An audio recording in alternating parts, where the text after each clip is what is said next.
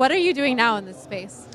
It's another long and interesting and amazing story, but I've created a handful of companies. Right now I'm focused on bringing to market another stablecoin called Treasury X, a crypto neobank called WeFi. And so Treasury X delivers on the promise of Web3 in the way that it decentralizes what Tether does, meaning it gives the value to the users, to the people who are providing the value. They're the ones that receive it. WeFi is delivering on the promise of banking the underbanked in these developing nations, giving them high quality financial services. This is a promise that people in blockchain have been preaching for many years, and now it's finally coming to fruition. SuperSol is a Solana L2, focused on future-proofing Solana for DePIN and gaming. And so I'm really focused on delivering technologies that are going to further this revolution and make sure that the technologies are groundbreaking enough and worthwhile enough that people want to participate in this ecosystem. Because right now I just came from Abu Dhabi Finance Week. It was amazing.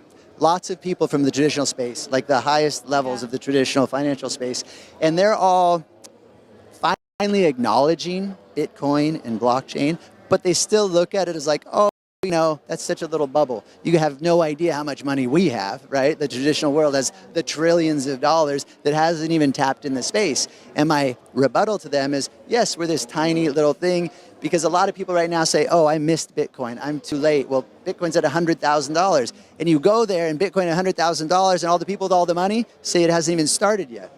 And so it's just kind of an interesting perspective. We're in our bubble of, oh, it's too late, and everyone else is like, it has not even yet begun. No, that's true. I mean, it's definitely evolved in such a short span of time. But are there any, there's a lot of positives when it comes to blockchain technology, but are there any risks, do you think? Massive.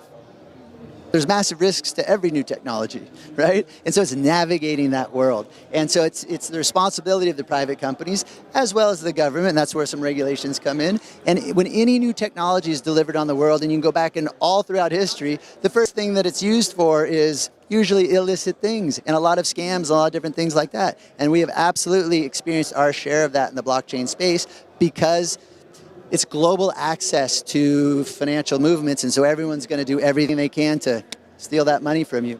That is why it's taken so long to make blockchain easy to use, because you, the user, us, the people, we're the ones responsible for our own security, and we're not used to that. We're used to the bank having to do that. Yeah. So it's taken a long time for Bitcoin and blockchain technology to evolve to a space where the high level of security is user-friendly enough. And how that's going to be delivered soon and what's going to onboard the next billion users is AI.